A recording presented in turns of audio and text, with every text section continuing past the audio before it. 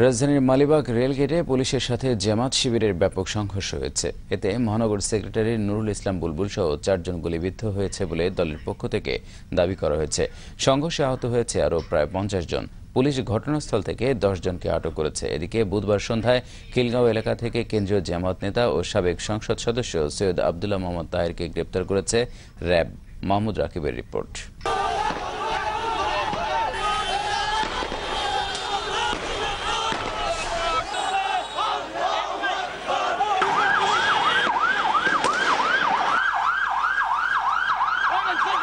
জামায়াত শিবির কর্মীদের সঙ্গে পুলিশের ব্যাপক সংঘর্ষে এভাবেই রামপুরে মালিবাগ এলাকার রণক্ষেত্রে পরিণত হয়।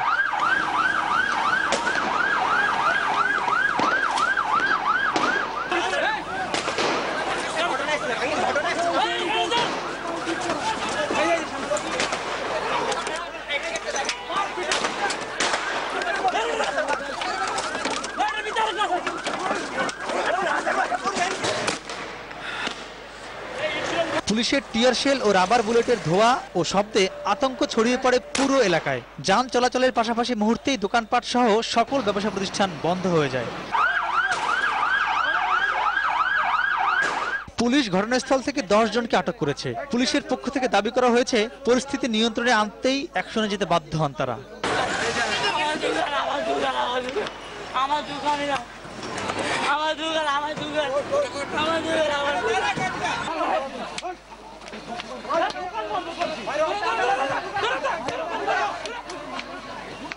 গাড়ি ভাঙচুর করার চেষ্টা করেছে, আমরা সেটা দেইনি এবং আমরা ওদের টিয়ার সেল এবং রাবার বুলেট দিয়ে গুলি করে ওদের ছত্রভঙ্গ করে দিয়েছি। ওরা চেষ্টা করেছে গাড়ি ভাঙচুর করতে, পুলিশকে হামলা করতে, বাট ওরা পারে নাই।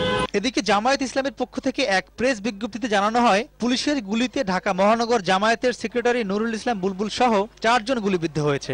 এছাড়া আহত হয়েছে অর্ধ শতাধিক।